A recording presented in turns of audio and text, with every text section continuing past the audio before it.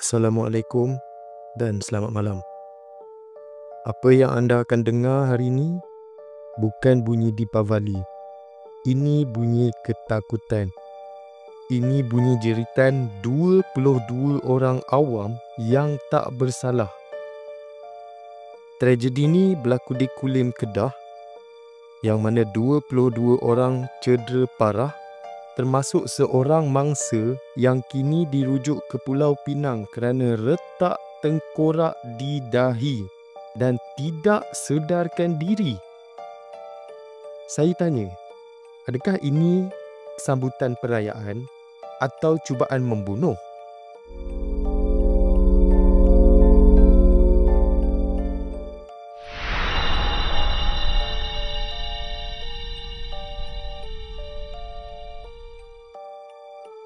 Punca kejadian disebabkan oleh kecuaian jahanam 2 orang suspek. Laporan berkata mercun dibeli berharga RM200 yang dimasukkan dalam silinder dan dipasang terbalik. Kenapa terbalik? Mari kita rungkai bersama.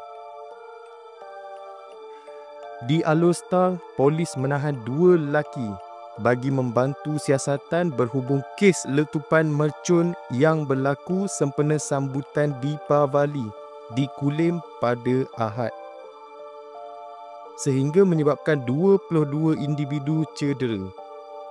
Ketua Polis Daerah Kulim, Superintendent Zulkifli Azizan berkata, pihaknya menahan 2 lelaki itu di Taman Senangin dan Paya Besar dekat Kulim pada Isnin.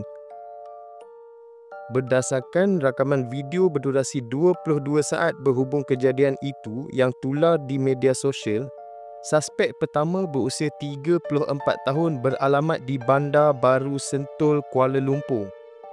Bekerja sebagai khidmat pelanggan dan mempunyai 1 rekod jenayah lampau.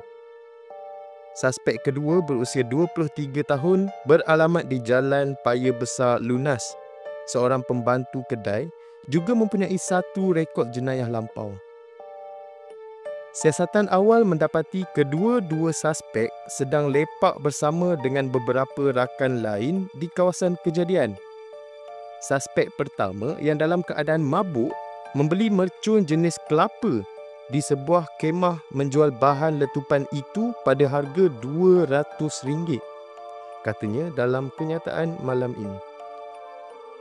Beliau berkata, suspek kemudiannya memasukkan mercun itu ke dalam sebuah silinder yang tersedia di tepi jalan dan pada waktu itu rakan-rakan lain dan orang ramai yang lalu turut menyaksikan pertunjukan mercun di situ. Selepas itu, suspek kedua telah membakar mercun berkenaan tetapi ia tidak naik dan meletup di bawah disyaki kerana suspek pertama telah memasangnya secara terbalik berikutan berada dalam keadaan mabuk. Akibat daripada letupan itu, 22 mangsa yang berada di situ cedera, termasuk seorang mangsa yang mengalami kecederaan parah di bahagian kepala, iaitu retak tengkorak bahagian dahi, dan dia dirujuk ke Hospital Pulau Pinang, katanya. Zulkifli berkata setakat ini 10 mangsa sudah diambil keterangan untuk membantu siasatan. Penjual mercun juga telah dikenal pasti dan kes disiasat mengikut Seksyen 8 Akta Bahan Letupan 1958 dan Seksyen 326 Kanun Keseksaan, katanya. Dalam kejadian kira-kira jam 12.45 tengah malam tadi, seramai 22 orang cedera susulan letupan mercun sempena sambutan Deepavali di tepi Jalan Paya Besar dekat Kulim. Saya ada soalan. Kenapa mercun tu mesti dipasang secara terbalik? Mungkin kerana suspek berusia 34 tahun itu berada dalam keadaan mabuk. Anda mabuk, anda cuai, anda tahu mercun itu berbahaya. Dan akibat kebodohan anda, 22 orang termasuk kanak-kanak terpaksa menanggung kesan fizikal dan trauma seumur hidup. Saya tak faham. Kecuaian macam ni adakah hanya cukup dengan Seksyen 326 Kanun Keseksaan? Polis telah reman kedua-dua suspek selama 7 hari. Bagus. Tapi pihak pendakwaan, tolong jangan cakap tentang budaya atau tradisi.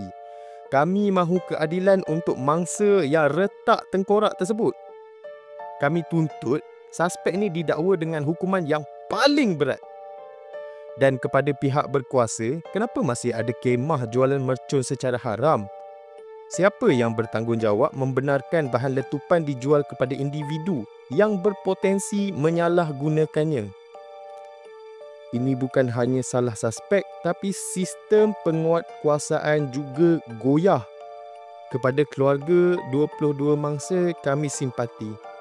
Kita akan terus pantau kes ini dan ingat, bila kita berdiam diri, kecuaian akan berleluasa. Jangan lupa like video ni, subscribe channel Pengulas Bertopeng dan tekan loceng notifikasi. Kita akan kembali dengan pendedahan yang lebih panas. Assalamualaikum.